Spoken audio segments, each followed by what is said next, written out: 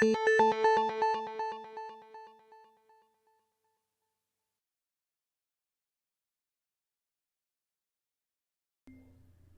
evening, everyone. Andy Moss here, tradingadventures.com with your Monday market update, a brief video review of today's price action. Over the weekend, in both the weekly chart thread and the weekend market update sent to premium subscribers, we were looking for the potential for prices to dip lower early this week. Today, that's exactly what we're getting. All four of the major stock indices gapped lower at the open this morning before really rallying pretty strongly into the close. So let's take a look at the price action and see what happened and where we might go from here. Looking at SPX, we've been watching this sequence of lower lows and lower highs play out for a couple of weeks now. And you can see this here. And that's kind of had us on the lookout for the possibility of continuation lower. And so over the weekend in the weekly chart thread, we were looking at the possibility of SPX tagging that August low anchored VWAP. And even in the weekend market update, we laid it out pretty clearly, possible scenario for an early week sell-off followed by recovery later in the week, Tuesday, Wednesday. So we've got the sell-off. We've got the beginnings of a recovery. Now with PPI tomorrow, CPI on Wednesday, and earnings season starting Wednesday afternoon with many of the major banks reporting, we will see if that recovery continues. So this orange line on the SPX here that's the anchored VWAP that we were paying most attention to. You can see this is the August 5th pivot low back from the Yen-mageddon or the yen crisis or whatever you want to call it over the summer. That was when the S&P kind of put in a bottom there. And so we've had an anchored VWAP from that point for, well, really since about that time. Today, prices gapped down almost perfectly touching that orange line before rallying pretty strongly all day into the close. We'll get into the intraday action here in just a few minutes. But you can see that AVWAP is listed at 57.77, or 1 penny shy of that. And today's low was 57.73. And then we rallied all the way back up to this little pivot area from the December 20 low. We've touched that a couple of times. It's about where the sell-off stopped last Friday. And after touching the 100-day moving average, that's the green line here. So pretty logical place for that to take a rest before we see what happens for the rest of the week. Looking over at the Qs, they were down the most today, gapping through this 503.52 pivot level. You can see the price label just here to the right. We came down, didn't quite hit the 100-day moving average before coming back up, and did not close the gap here. That's not technically a gap, but Friday's close was 507.19, and today we closed at 505.56. So the Qs were down about 1/3% on the day. IWM had a really pretty strong rally after getting below the 200-day moving average for just a few minutes. It came back up to just almost perfectly to this 217.37 pivot low here. This dates back to October the 23rd, and you can see there's a lot of price memory on that level dating back to October and then into the second half of December and right there at the end of the year. So again, pretty reasonable place for that to take a rest before we see what happens the rest of the week. And the Dow 30 was actually a leader today. It was up 0.9% almost, but you can see it's still, it's right back to a resistance level. This same anchored VWAP from the August low, that pivot low there, that's where DIA stopped its advance today. And so now it hasn't quite filled this area, not that it has to, but this is, this blue shaded area just represents some price memory, some muscle memory there, dating all the way back into September and late fall. So we can see this 416.55. We didn't quite hit that yet. Maybe we still do, but we'll have to wait and see what happens later on in the week. So there's your daily on the major stock indices there. Now I want to switch over to the roadmap.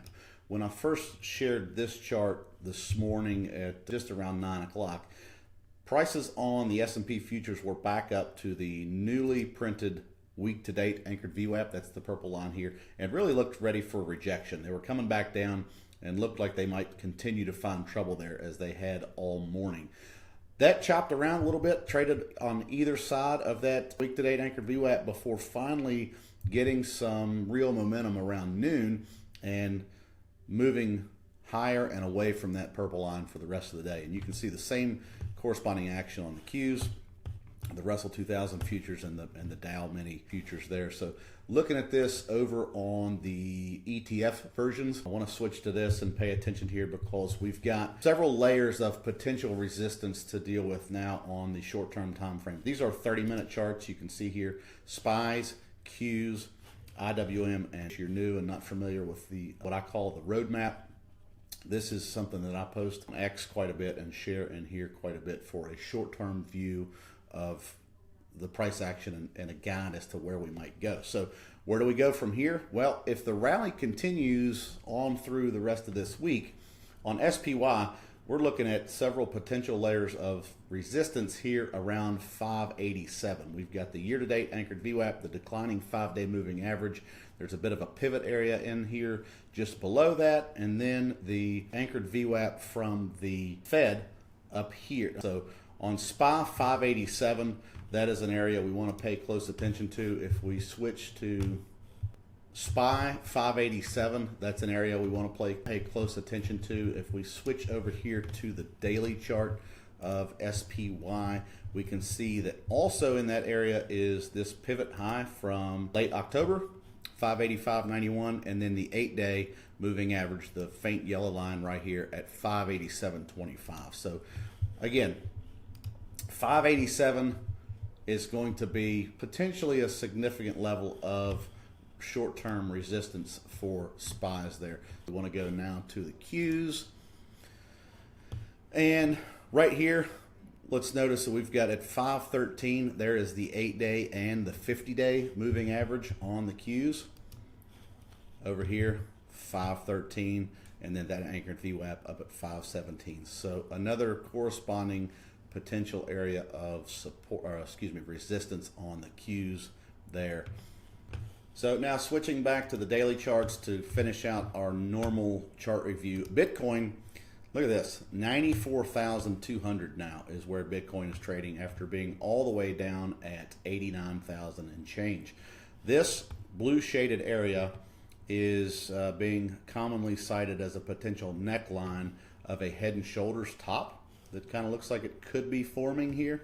And price keeps coming down and getting close, but it just does not want to close below there. And it's been the same thing. We've been watching this anchored VWAP since before the election. This is November 4th right here. And so just before the election, this anchored VWAP has been support a handful of times along the way here through late December and early January 2025. And, you know, Bitcoin just doesn't want to break down. The old saying is the more times a level is tested, the more likely it is to finally give way. And so we still have to be mindful of that potential for Bitcoin. The Bitcoin bulls are not scared away. They're still buying and raising the price up from every dip that we've seen. So we want to watch that and see how it continues. Moving over here to TLT. This has really been a problem area as rates have been a focus for stock market participants and causing trouble. And it's trying to stop the decline here, but it's really a pretty underwhelming show of strength. It does have a potential hammer candle here, but still finished red on the day, down just ever so slightly, 0.4%. So maybe it's a start. I don't know. We'll have to wait and see if that gets confirmation of the hammer candle reversal tomorrow, and then on up and into the 8-day. But you can see that didn't happen. That didn't work last time. So maybe it can develop into more upside and get back into the 88s, 89s. But we'll have to take that one day at a time and see what happens.